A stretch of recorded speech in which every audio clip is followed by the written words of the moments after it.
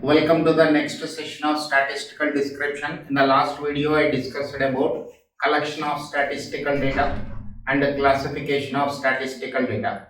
Here we will discuss about presentation of statistical data and various numerical problems we have here. Now look at the mode of presentation. Textual presentation is one way of presentation, tabular presentation and diagrammatic representation. One question we will get on classification, that is collection of data and classification, and one question we will get on mode of presentation and one numerical question. Total three problems, or you can say three questions you will get from this particular chapter. So textual presentation, as I said earlier also, first page of any chapter, or you can see the statistical description study material pages. First 2-3 pages, everything is filled with presentation in a textual way, which consists of one paragraph or more than one paragraph. Now let us go for a tabular representation.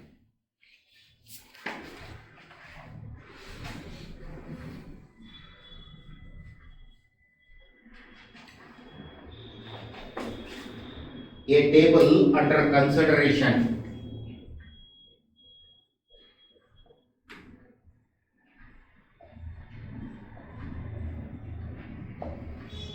A table under consideration should be divided into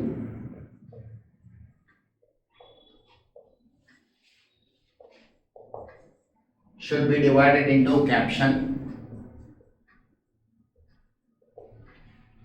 box head, stub and the body. These are the basic four parts it is having: caption, box head, stub and body. Caption is the upper part of the table.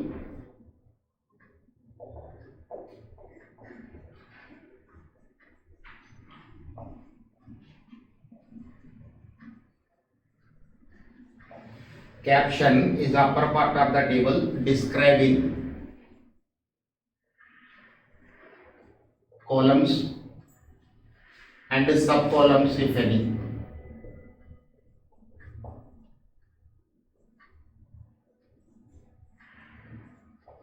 Sub-columns if any. Next, box head is the entire upper part of the table.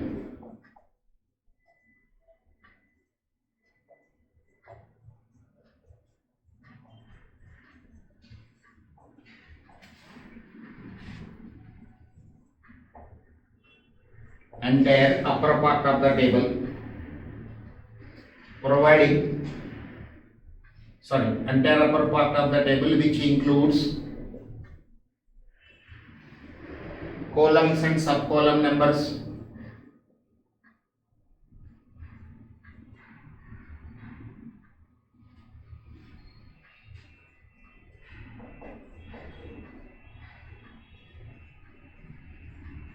Sub-column numbers, units of measurement,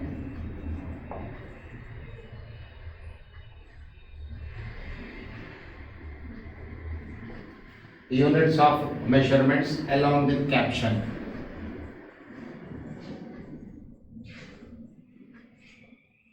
Along with the caption. Stub is the left part of the table.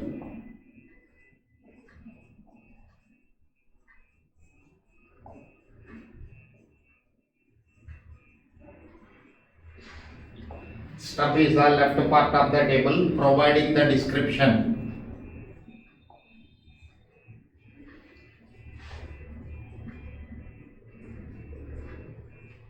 Providing the description of the rows.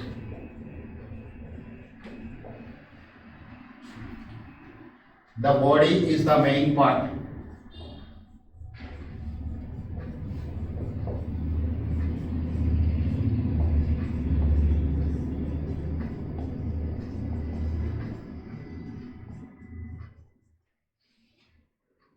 Of the table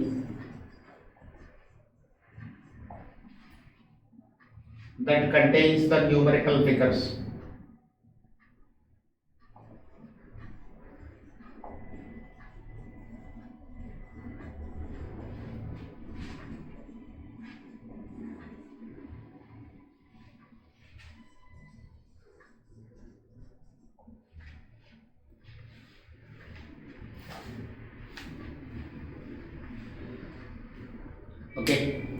to have a clear idea about the tabular representation, I'll do the numerical problems.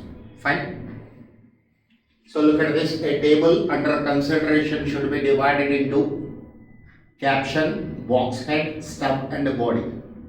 And sometimes we can write the source from where the data is collected by giving a note at the bottom of the table.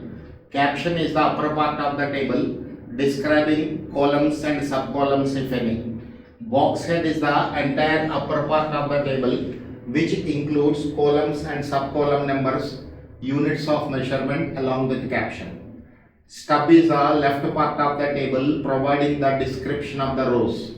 The body is the main part of the table that contains the numerical figures.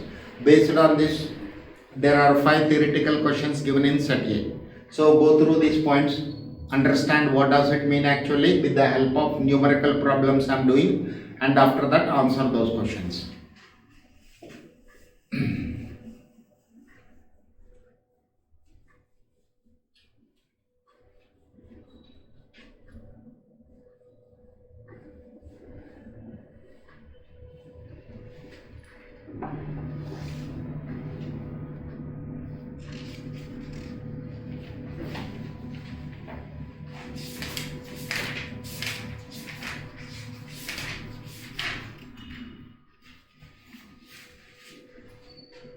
This is page number 13.34. 13.34. Look at the question number 1, set B. Page number 13.34, set B. Out of 1000 persons, 25% were industrial workers and the rest were agricultural workers. 300 persons enjoyed World Cup matches on TV. 30% of the people who had not watched the World Cup matches were industrial workers. What is the number of agricultural workers who have enjoyed World Cup matches on TV? Every one of you go through the question. Let us see.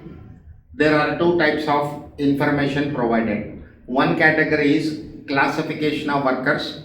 Another is classification based on who watched the TV and who does not watch the TV. So let us see industrial workers,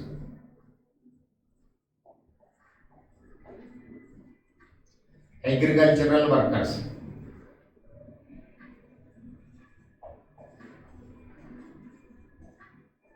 total.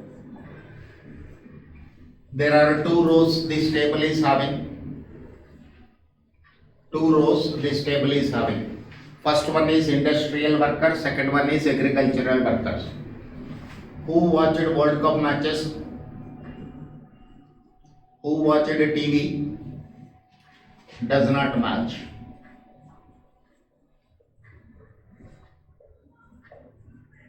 Matches on TV.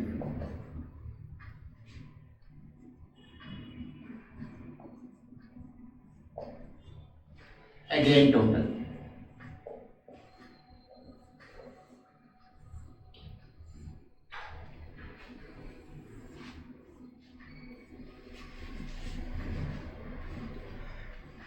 Okay. Now as per the question, there are 1000 people we have. Data is collected above from 1000. Out of this 1000, 25% were industrial workers. Industrial workers, 25% of 1000. This is 250. So out of 1000, 250 are industrial workers. Remaining are agricultural workers. So 750. 750.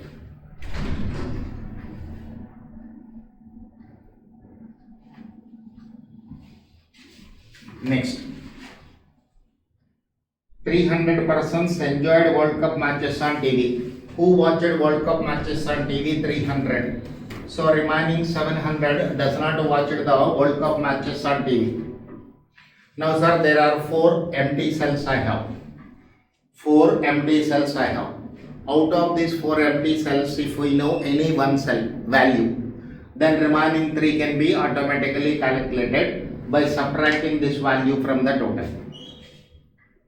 30% of the people who had not watched the World Cup matches are industrial workers. 30% industrial workers 250. 30% of the people who had not watched the World Cup matches. 30% of 250. So this is 250 into 30%. 75. So remaining 175. So this is equal to 300 minus 175. 125. So this is 750 minus 125. 625. Let's see the information once again. 25% are industrial workers. 250 are industrial workers. Rest were agricultural workers. Rest 750.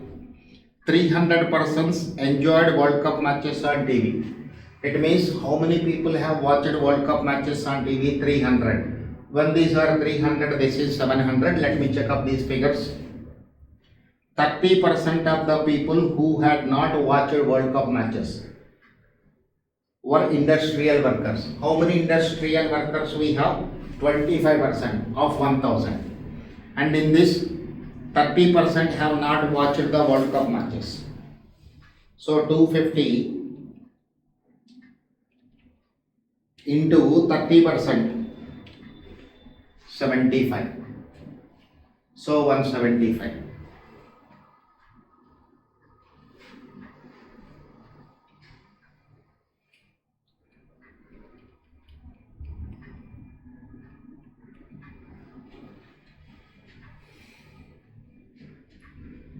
Okay.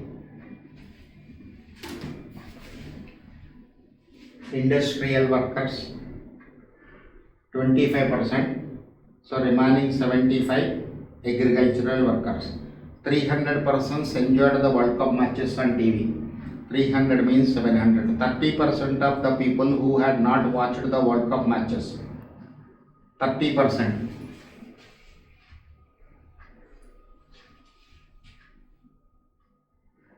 30% of 700.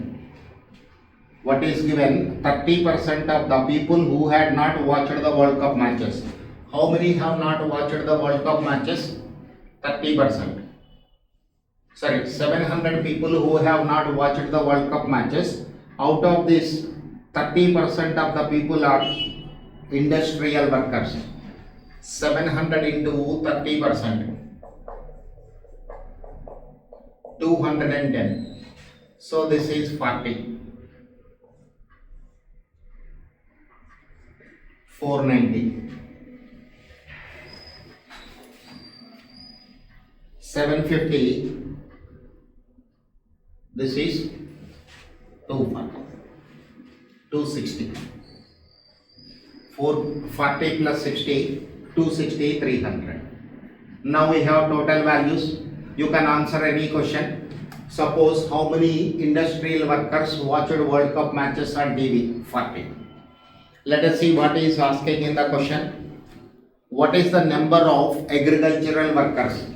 Agricultural workers are here who enjoyed the World Cup matches on TV. 260. Answer is equal to 260. Now look at this. The purpose of solving this question is what is meant by tabular representation. You can put the table number here. This is only one table. It is having columns. How many columns it is having? 2 columns. How many rows it is having? 2 rows.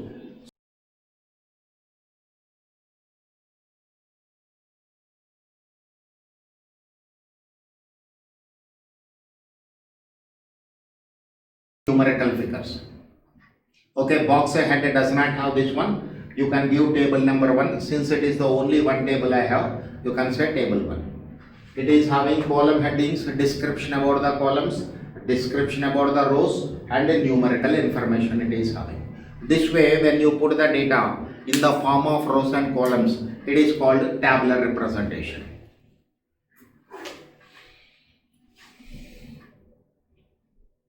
Okay, let us see the second question.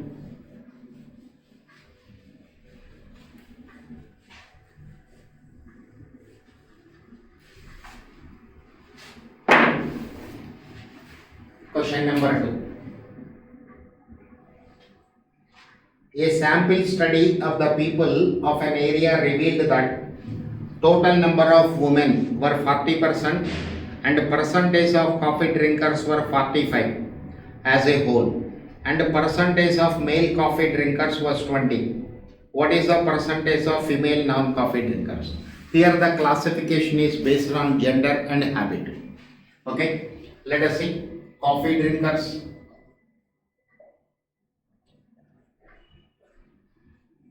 Coffee drinking is a habit. Habit means it is an attribute. So coffee drinkers, non-coffee drinkers. Total. Next.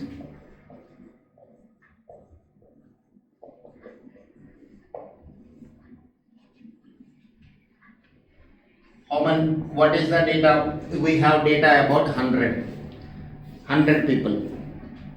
Out of this, what is given in the question? 40% are women, 40. So remaining 60 are men.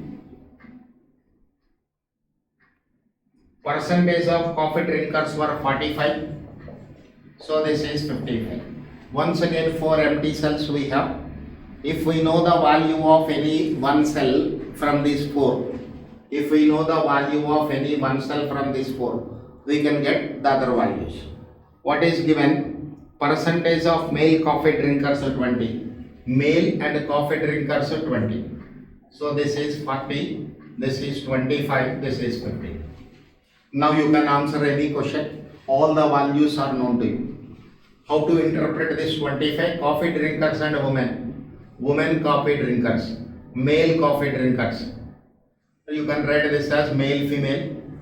That one also will go. Female, male. Female non-coffee drinkers 15. Male non-coffee drinkers 40. So maximum 4 questions are possible. Let them ask any question, we can answer.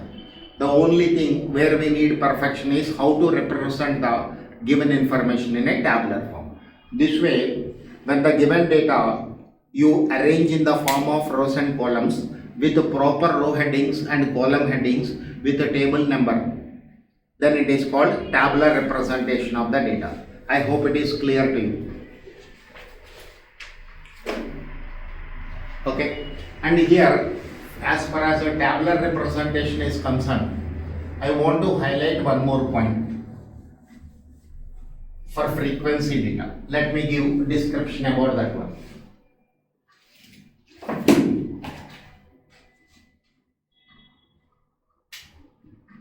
A systematic presentation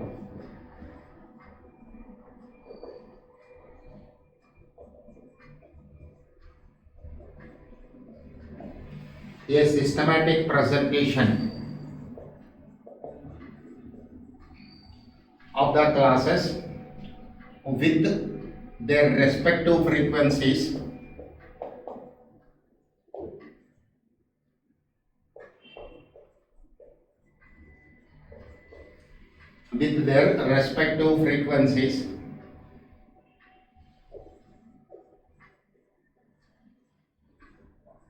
is called a frequency table.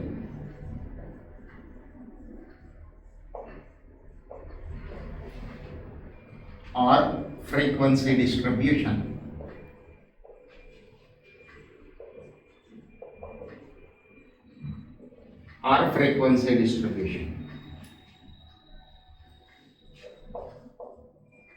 When tabulation is done,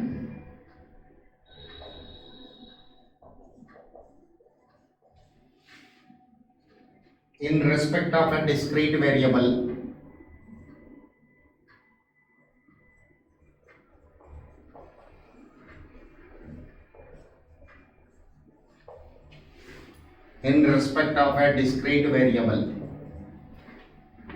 it is known as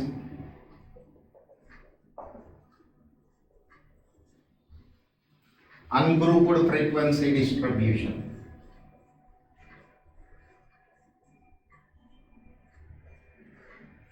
ungrouped frequency distribution. When the tabulation is done,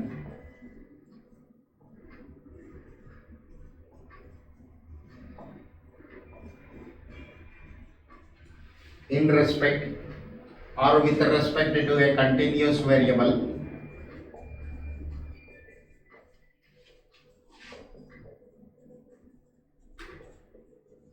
with respect to a continuous variable, it is termed as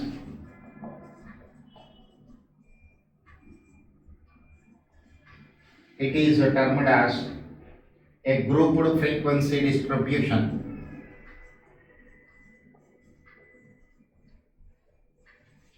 A grouped frequency distribution.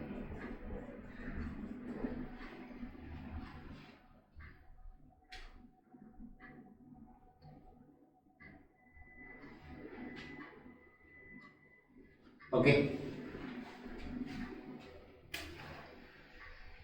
When tabulation is done in respect of a discrete variable, it is known as an ungrouped frequency distribution, and it is with respect to a continuous variable, it is called a grouped frequency distribution. We have three numerical problems based on this one. Okay, before entering into that, let me make it clear on one more point here. Grouped frequency distributions. So the data I am classifying, that is one way of classification is, one way of grouping is open-end classes.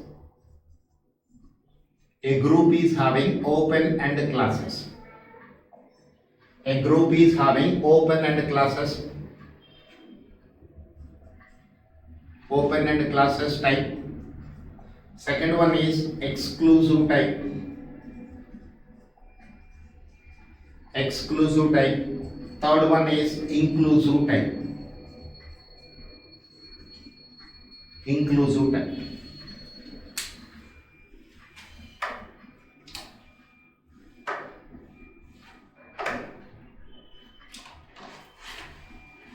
Now what is meant by open-end classes?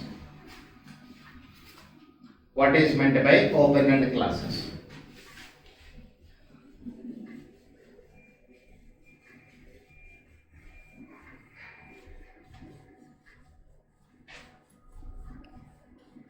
Open-end classes. See, when the lower limit of smallest class and upper limit of highest class are not given,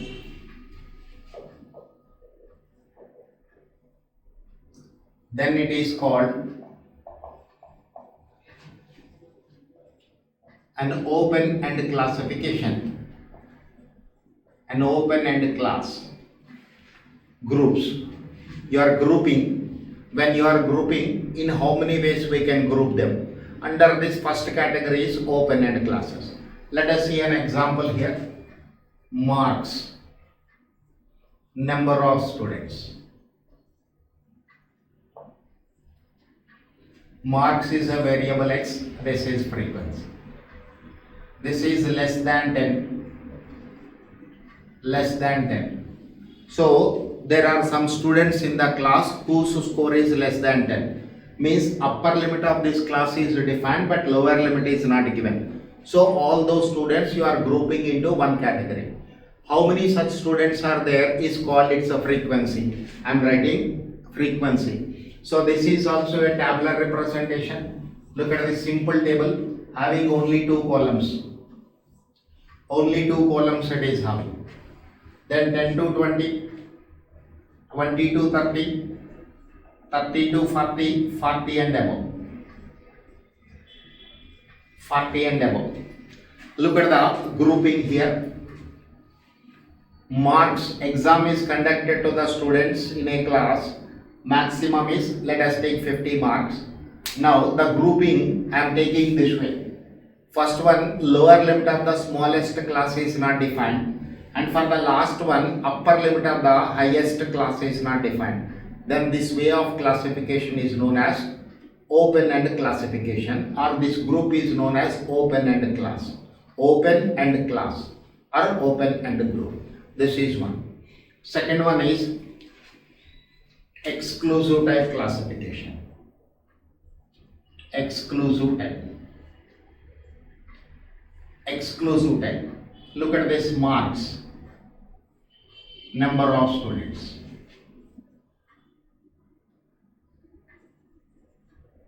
Now your intention is 0 less than or equal to marks, marks less than 10, 10 less than or equal to marks, marks less than 20, 30, 20 less than or equal to marks, marks less than 30, 30 less than or equal to marks, marks less than 40, 40 less than or equal to marks, this is less than 50.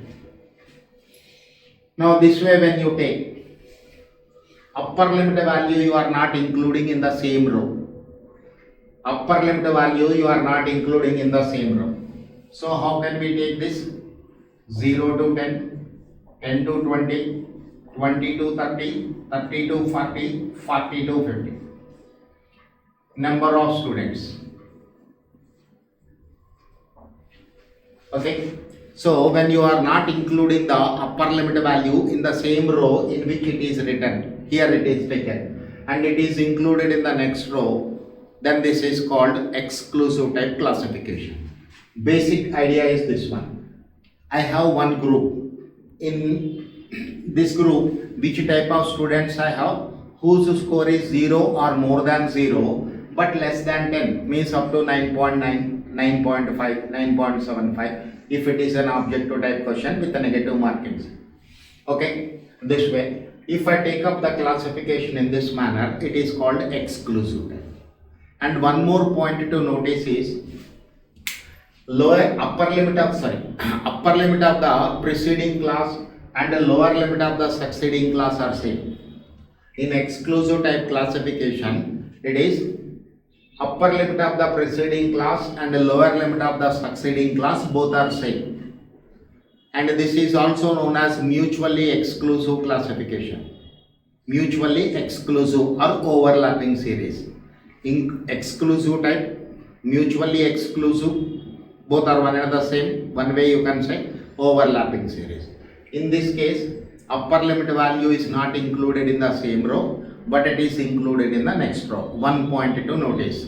Second point to notice is upper limit of the preceding class and the lower limit of the succeeding class are equal. This way of classification is called exclusive type. All these are coming for grouped data. Grouped data. How we are grouping the data, further I am explaining here. Next, one more classification we have is inclusive type. One more type of grouping is inclusive type. Inclusive type.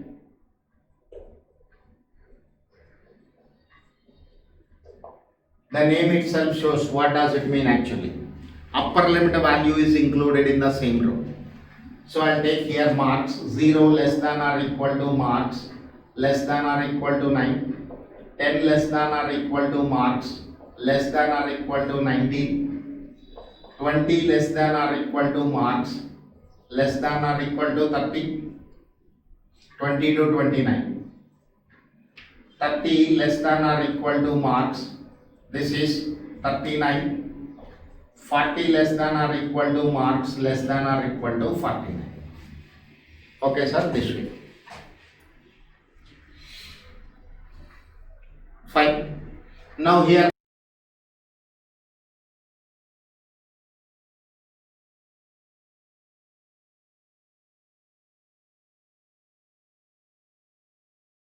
is included in the same row. Point number 1.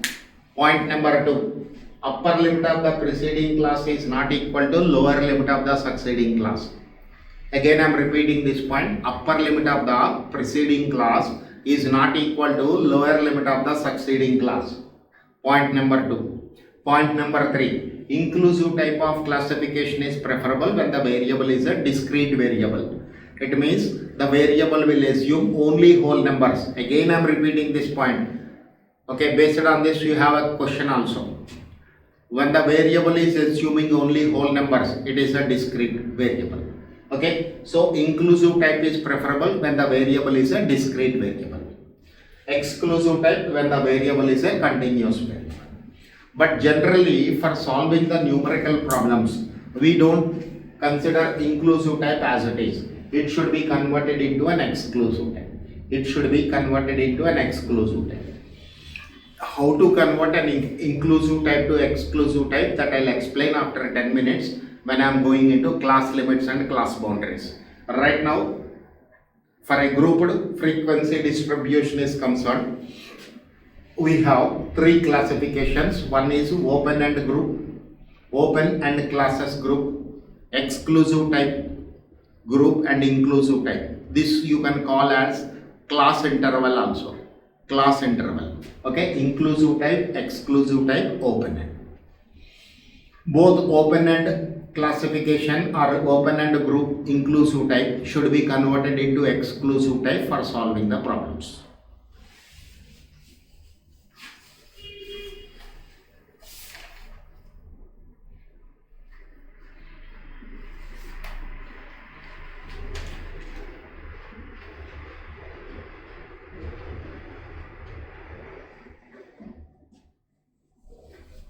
Okay, sir. Based on this, we have some points.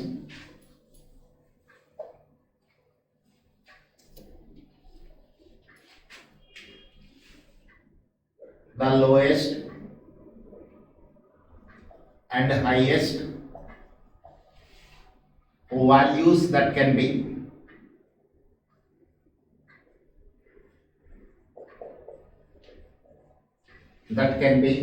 included in the group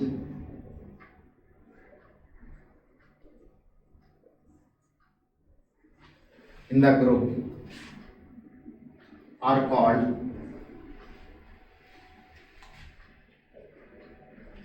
class limits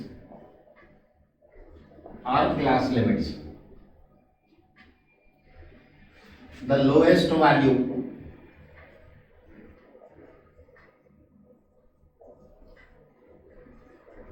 being the lower limit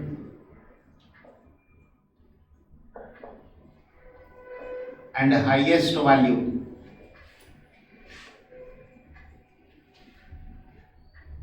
being the upper limit.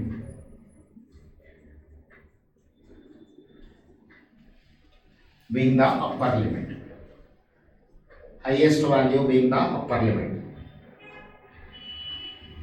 Next point, the width of the class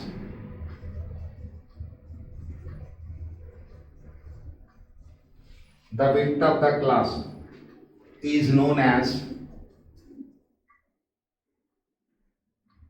class interval. The width of the class is known as class interval.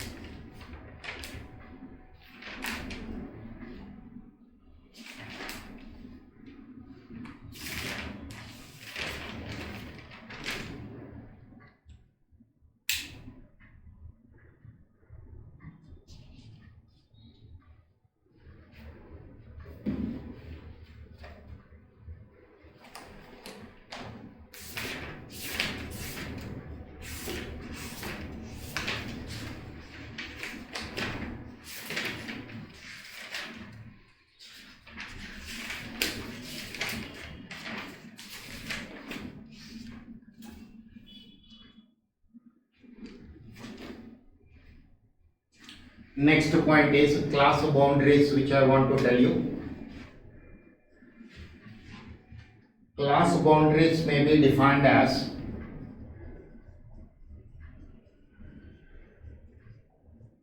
Class boundaries may be defined as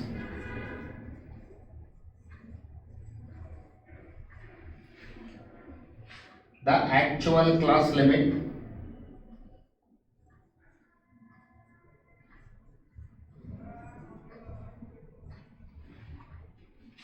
of a class interval. Class interval. Class interval. Okay. Now let us see.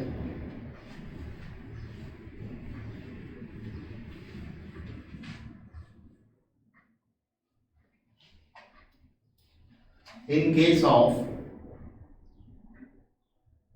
exclusive type,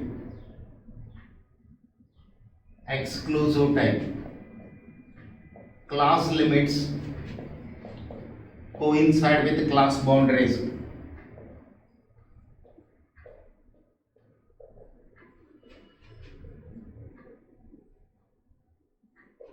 Class limits coincide with the class boundaries. Otherwise, you simple in a simplest way. When the upper limit of the preceding class and the lower limit of the succeeding class are same, when the upper limit of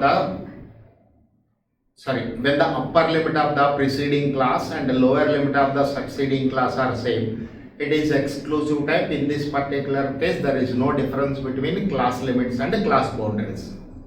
Okay. Now, for inclusive type classification, class limits are different and class boundaries are different. Again, I am repeating this from exam point of view.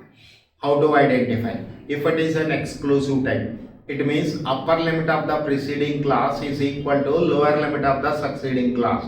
In this particular case, class limits and class boundaries are one and the same.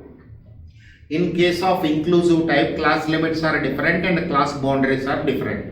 As I told you earlier also, we don't consider the problem as it is with the class limits. It is always converted. It means inclusive type should be converted into exclusive type. In case of inclusive type,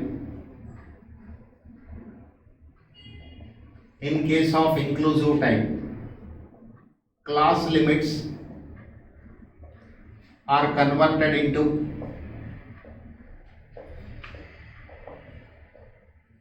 class boundaries.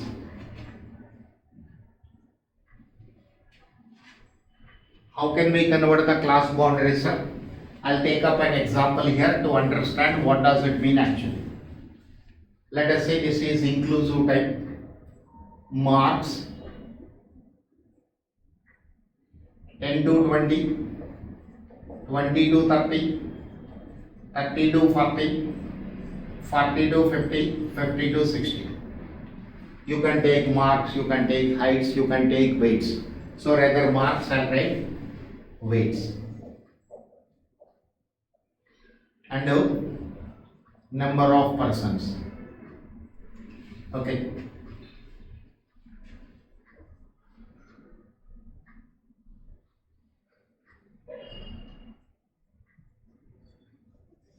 This way, inclusive type is taken. Inclusive type means 10 you are including 10, 11, 12, 13, 14, 15, 16, 17, 18, 19. 10 values we have. Okay. Now, we know weight is a continuous variable. Weight is a continuous variable. It will take whole numbers as well as fractional values. Okay, weight cannot be rounded off. Therefore, what will I do to include all the observations? This inclusive type is converted into exclusive type. So, for this you need correction factor.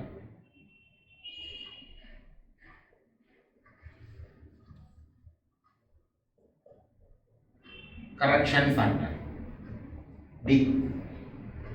How can we calculate the correction factor? 1 by 2 into lower limit of the succeeding class and upper limit of the preceding class difference. 20 minus 19. Any class you can take, not only these two. This is half of 1 by 2, half of the difference between lower limit of the succeeding class and upper limit of the preceding class. So this is 0.5.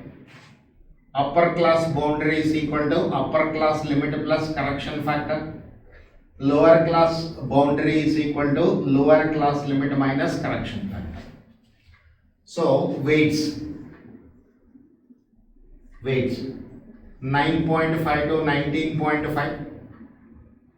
Okay, 19.5 to 29.5, 29.5 to 39.5, 39.5 to 49.5, 49.5 to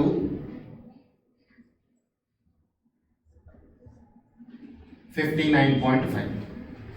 Okay, when you are watching this video, you will get doubts. What type of doubts you will get? When will conversion is required? That depends upon what type of data you have and what type of interpretation is required. Based on this, inclusive type is converted into exclusive type. Now here, inclusive type, 10 is less than or equal to marks, marks is less than or equal to 19. Upper limit value is also included in the same. 10 you are including 11, 12, 13, 14, 15, 16, 17, 18, 19. Width is equal to upper limit minus lower limit. This is less than or equal to 19. So 10 less than or equal to 19. This is 10 you are including here, 10, 11, 12, 13, 14, 15, 16, 17, 18, 19, 10. Here upper limit value is not included. 9.5 to 10.5, 10.5 to 11.5, 12.5, 13.5, 14.5, 15.5, 16, 17, 18, 19.5.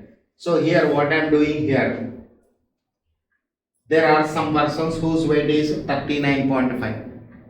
There are some students whose weight is 39.5 kilograms. So 39.5 kilograms weight, where I am including, neither it is included in this row nor it is included in this row. Therefore, you are leaving certain observations.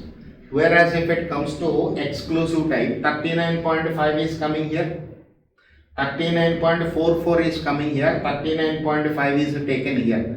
It means you are not leaving any observation. All the values are included in the case of exclusive type when the variable is a continuous variable.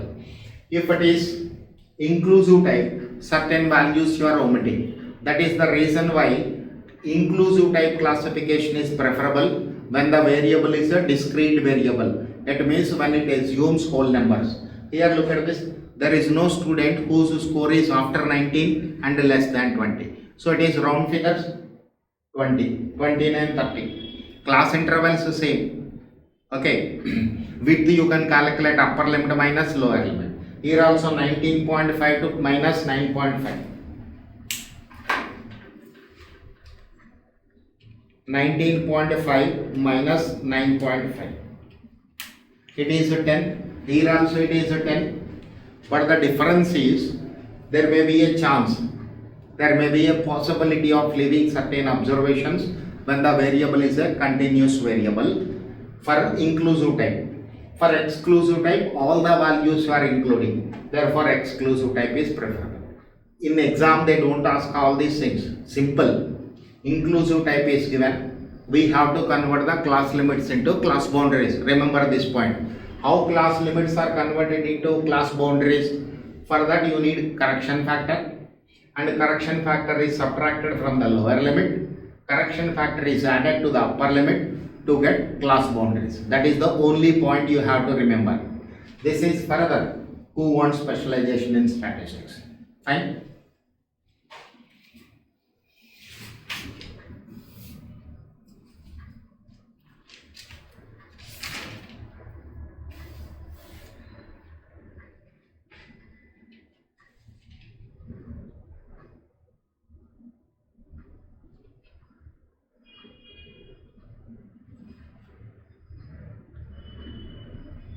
Okay, so what is required for me as far as CA exam is concerned? For a continuous variable, there is no difference between class limits and class boundaries. For a for a continuous variable, that is for exclusive type classification. For exclusive type classification, there is no difference between class limits and class boundaries. In case of inclusive type, class limits are converted into class boundaries, because you have to answer the questions in terms of class boundaries. Okay, next. Cumulative frequency. Next point. Cumulative frequency of a class is equal to sum of the frequencies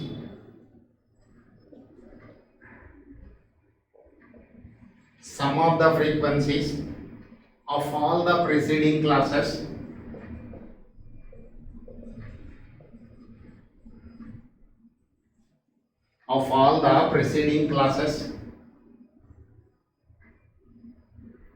plus frequency of that class.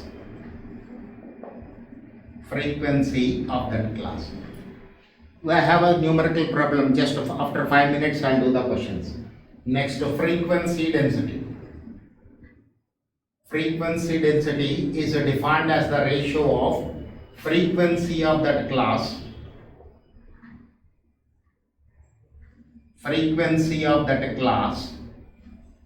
divided by width of the class. Next, relative frequency.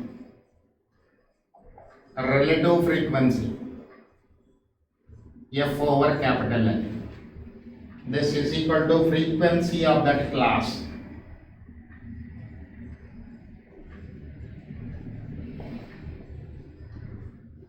divided by sum of the frequencies of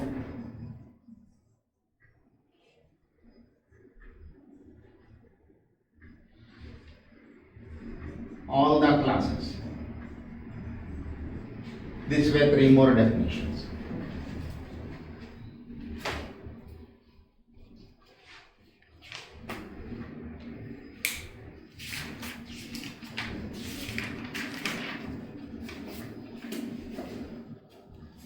Let us see question number 4. This problem was asked 4, 5 times in the exam. Let us see this one. Set B, question number 4.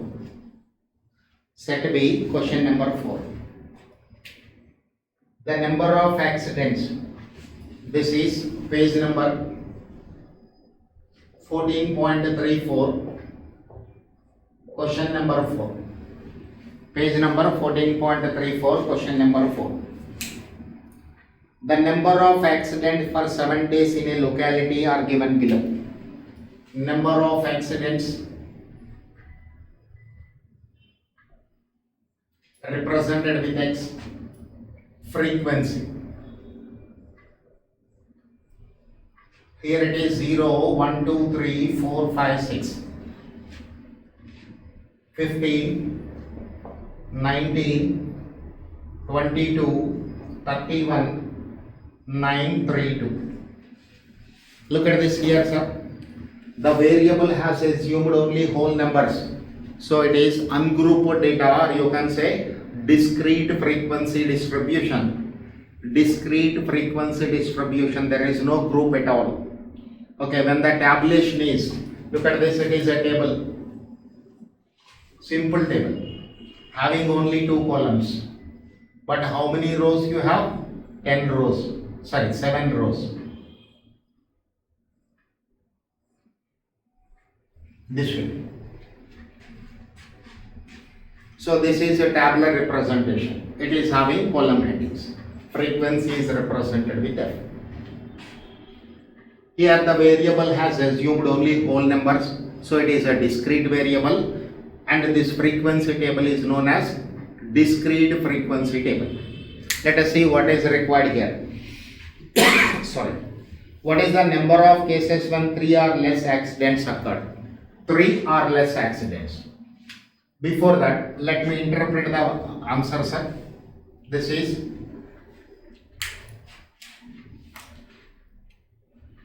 (15) plus 19 plus 22 plus 31 plus 9 plus 5. This is 101. Total 101 days we observed.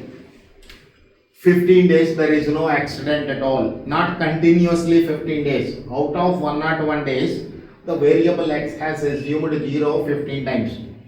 Means there are 15 days, there is no accident at all. There are 19 days where we have one accident, means we observed one accident. 22 days we observed 2 accidents. 31 days we observed 3 accidents. 9 days we observed 4 accidents, this way. Now you want to give the answer in cumulative form. How many days? Total number of days. 3 or less than 3 accidents were occurred. How to get that one? Add the frequencies of these 4. This is 15 plus 19 plus 22 plus 31. Answer is 87. 87. How can I answer? Give the response to this. Out of 101 days, 87 days we noticed 3 or less than 3 accidents. This way you have to give the answer.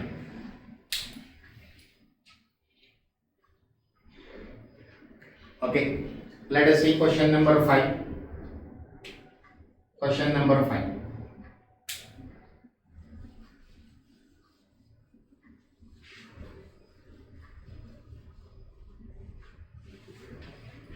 Question number 5.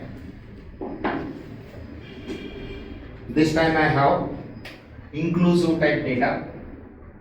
Income in rupees, it is rounded off. 500 to 999, 1000 to 1499, 1500 to 1999, 2000 to 2499. Number of persons. This is frequency. Once again a simple table having only 2 columns. 15, 28, 36, 7. It is inclusive type. Inclusive type means upper limit value is included in the same row. Second, upper limit of the preceding class is not equal to lower limit of the succeeding class. Now what is required here? Percentage of persons earning more than 1500. More than 1500. So 43. What is the total of this?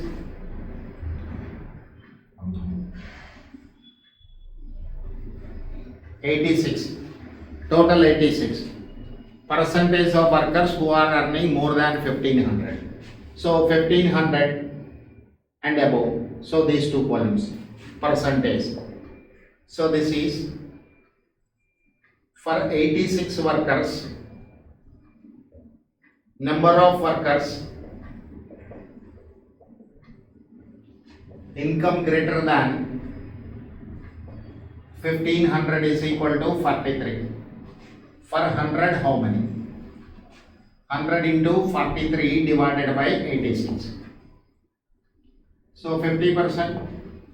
50% of the workers are earning more than 1500 rupees as their income. Okay. Now let us see the next question where cumulative frequencies are given. Cumulative frequencies are given.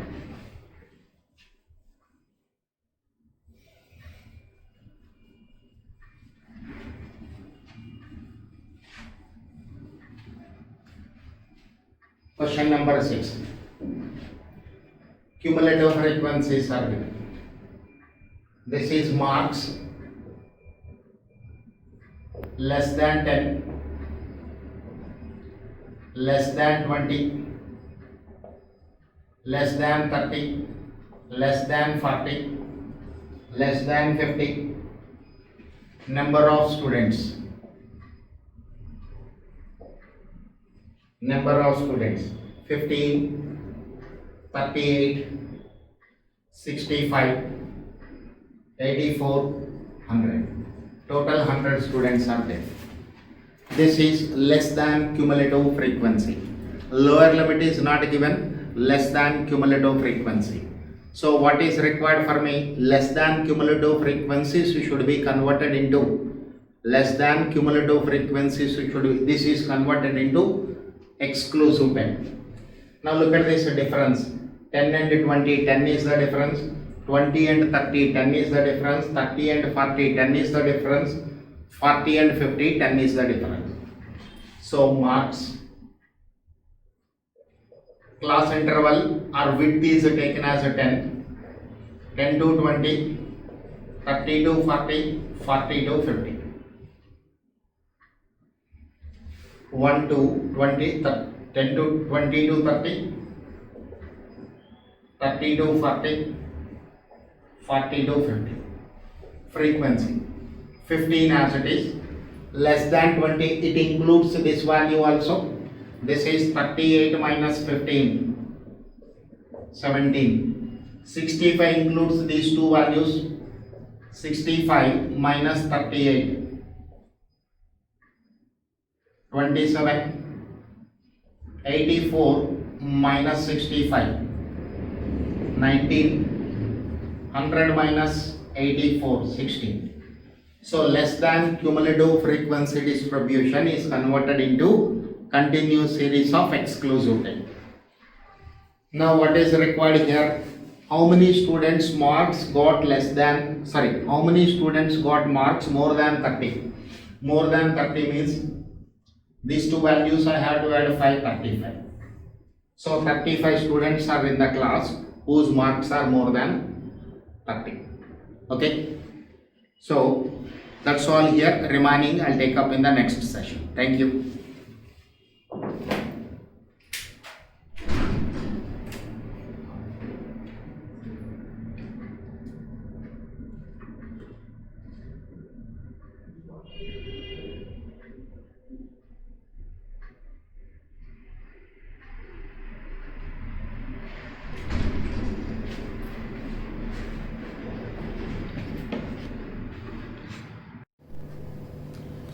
Let's see the next question from this statistical description. Now this time more than cumulative frequency is given. Question number 7. Value, number of observations.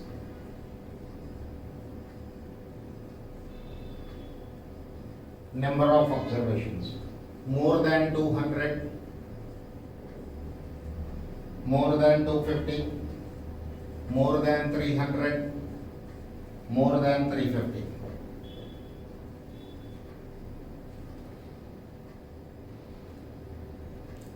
$56, $38, $15, 0.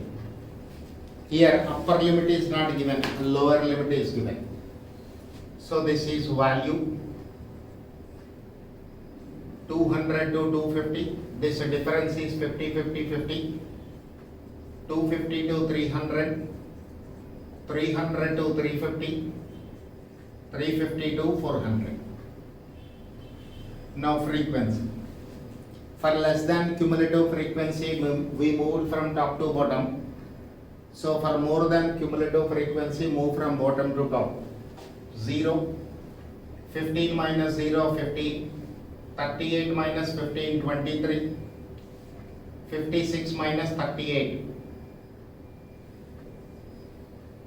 18. Sorry. Now let us see the question.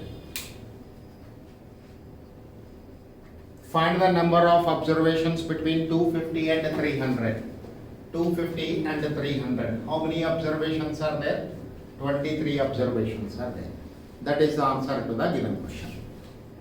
Next, look at the question number 3, which is left over. This is also a good question, which was asked 3 times in the exam.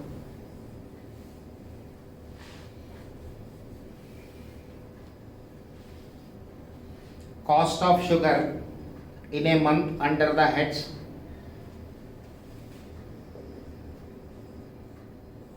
cost, materials,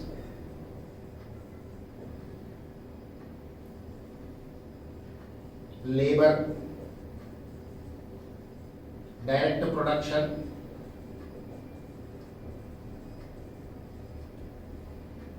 and others. 12, 20, 35 and 23 units respectively. What is the difference between central angles for the largest and smallest components of cost of sugar? What is the difference between central angles for the largest and smallest components of cost of sugar? Angles. Which area I have to concentrate? Angles. The given information is represented in a pie diagram. All these are interrelated items relating to sugar. Okay, pie chart is required. What is the total of this? 12 plus 20 plus 35, 23, 90. Central angle. 12 divided by 90 into 360. 20 divided by 90 into 360. Angle in a circle, that is total angle 360. 35 by 90 into 360. 23 by 90 into 360. This is 12 into 360 divided by 90. 48 degrees. 360 into 20 divided by 90. 80 degrees. 35 into 360 divided by 90. This is 140 degrees. 23 into 360 divided by 90. This is 92. Now you have to find the difference between these two. 140 minus 48. 140 minus 48. This is 92 degrees. Difference between largest angle and smallest angle is equal to 92 degrees. So whenever angle is given, then this is the only process you have. Okay. So this is again a tabular representation with 3 columns, heads, cost and central angle, and 1, 2, 3, 4 rows it is having. So problems relating to tabular representation are over. All practical questions of this chapter over. Out of these 7 questions, 1 numerical problem more or less every time they will give you. Okay.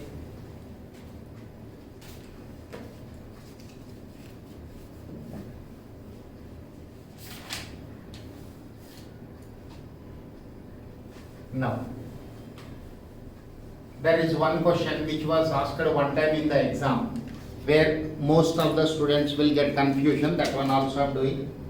From the following data, this is 8th question, not in the material, this is from scanner. From the following data,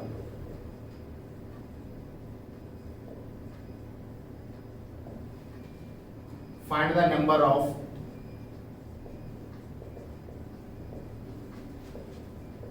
class intervals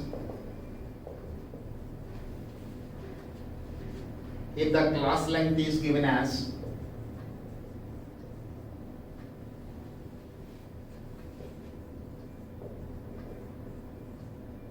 if the class length is given as 5. Observations 73, 72, 65, 41, 54, 80, 50, 46, 49, 50. Okay.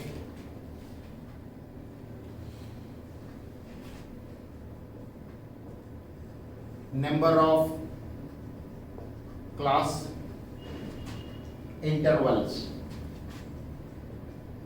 What is required? Number of class intervals. This is equal to range divided by class length. Always remember this. Range is equal to maximum minus minimum. divided by class length. Maximum value 80, minimum value 41. 80 minus 41 divided by 5. So this is 80 minus 41 is equal to 39 divided by 5. 7.8 approximated to 8. How many class intervals are there? 8 class intervals are there. 8 class interval means 8 rows it is having. Okay, sir. Now, next heading is diagrammatic representation. Diagrams.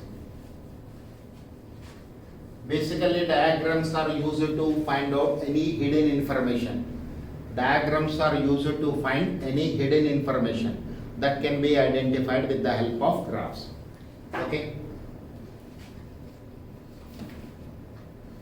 Types of diagrams. One dimensional diagrams. Here comes line diagrams, comma, bar diagrams, line diagrams and bar diagrams.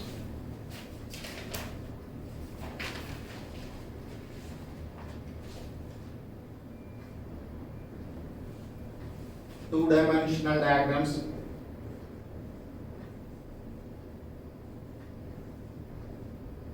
two-dimensional. We have rectangles, squares,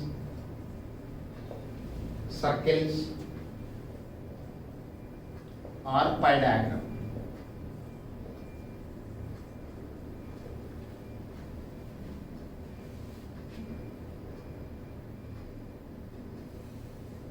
Next, three-dimensional diagram. Three-dimensional.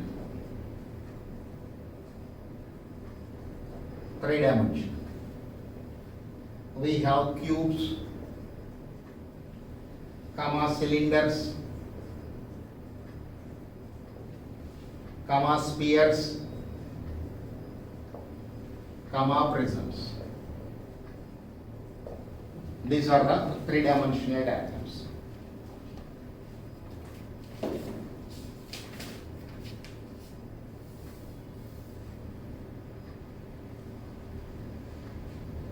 Okay. Again, bar diagrams we have classification. Bar diagrams, simple bar diagram,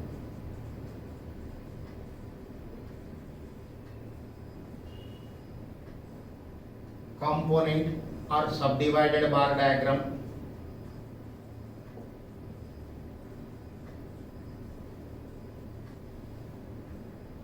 percentage bar diagram,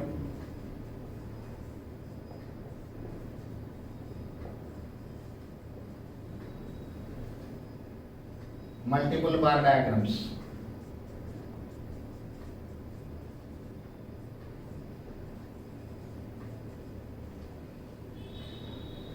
deviation bar diagrams.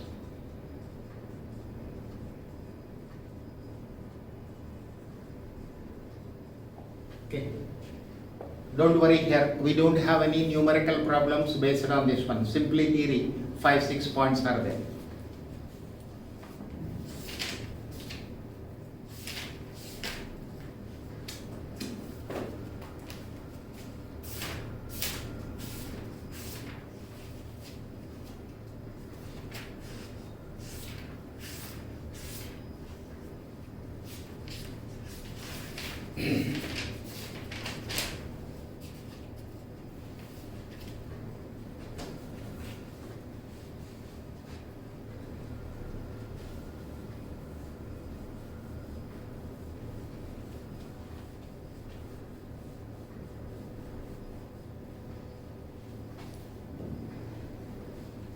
Again,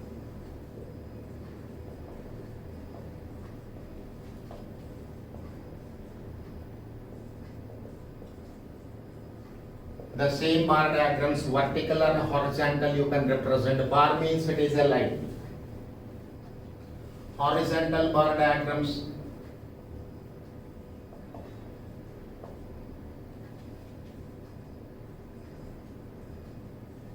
vertical bar diagrams.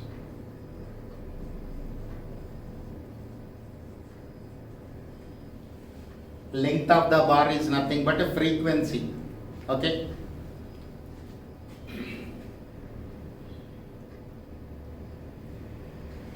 Horizontal bar diagrams used for qualitative data.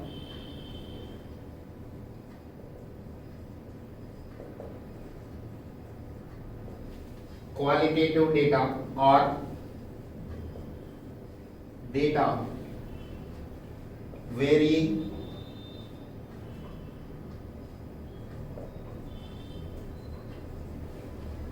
over space, means geographical classification.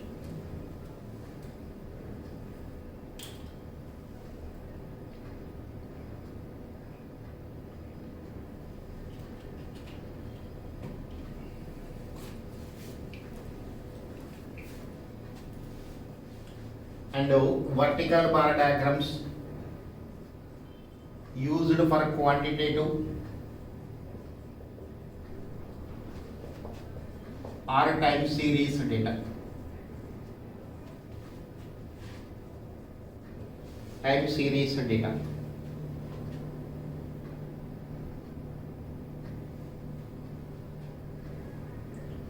Multiple or grouped bar diagrams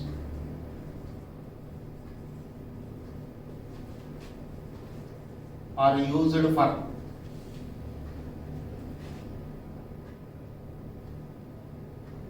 comparing the related series. Used for comparing the related series. Related series. Subdivided bar diagrams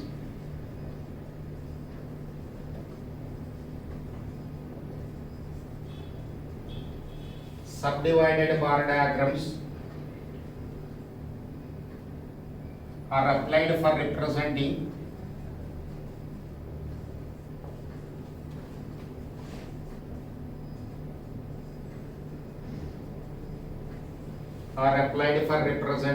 data divided into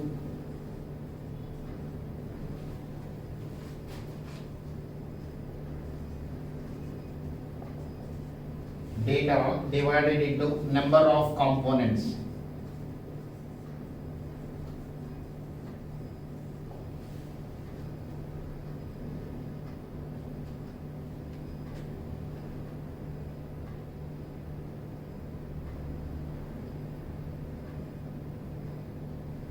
Okay, this way we have points about one-dimensional diagrams. Okay, then we have curves.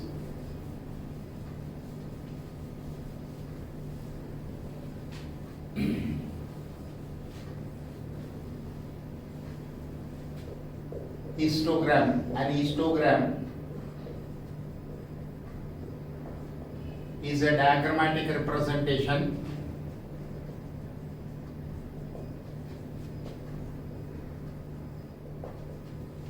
for a continuous series exclusive time.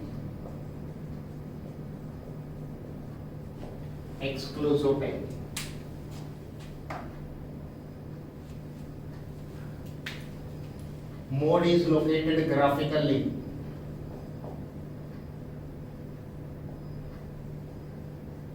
Mode is located graphically from a histogram.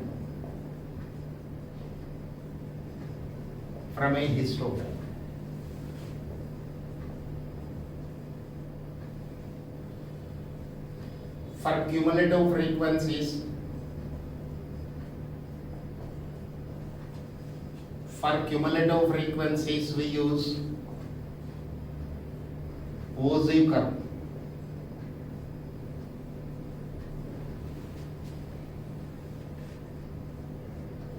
There are two types of Woolsey curves.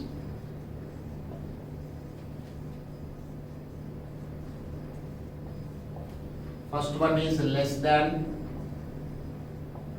Woolsey curve. Second one is more than Woolsey curve. Point of intersection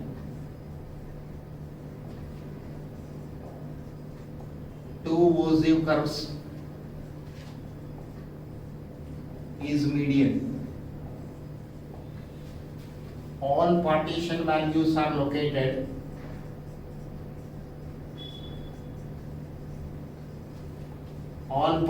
values are located graphically